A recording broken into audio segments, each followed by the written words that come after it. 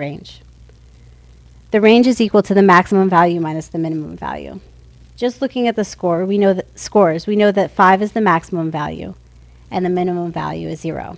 Thus, the range is equal to 5 minus 0, or 5. The IQR is the third quartile minus the first quartile. To find the first quartile, find the median of the first half of the data set. We know that there are 70 points in the data set, or 35 in the first half. The median of the first half will thus be the 18th data point, the middle point of 35.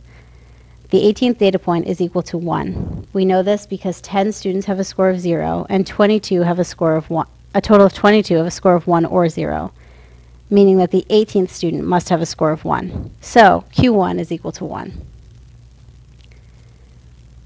Repeat this process to find Q3, the median for the second half of the data.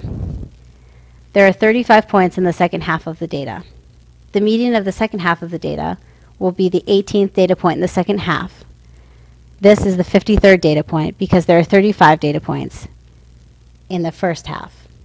The 53rd data point is equal to 4.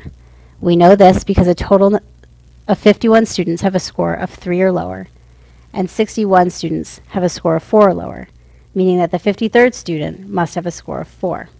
Thus, Q3 is equal to 4.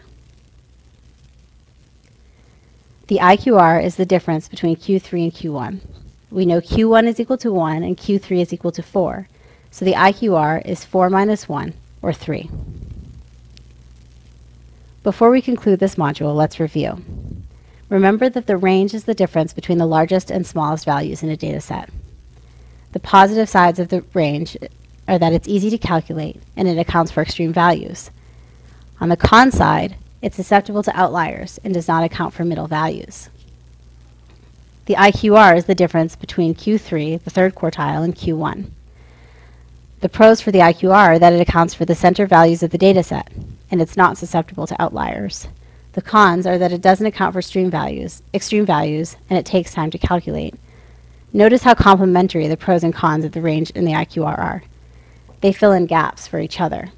It's best when trying to analyze the variability of a data set to calculate both the range and the IQR. This will give you a sense of both the middle and the extreme values of a data set. This concludes our range and IQR module of elementary statistics.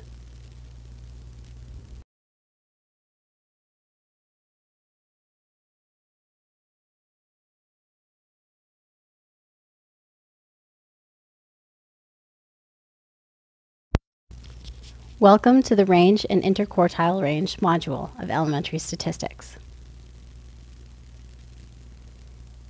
In this section, you will learn the definition of variability, how to calculate range, and how to calculate quartiles in the interquartile range. Variability is the study of how the values in a data set are distributed relative to the center. It complements measures of central tendency, such as the mean and the median, because it shows how data is distributed around those central tendency values. The simplest measure of variability is the range. It is the difference between the largest and smallest value in a set of values. There are pros and cons to the range.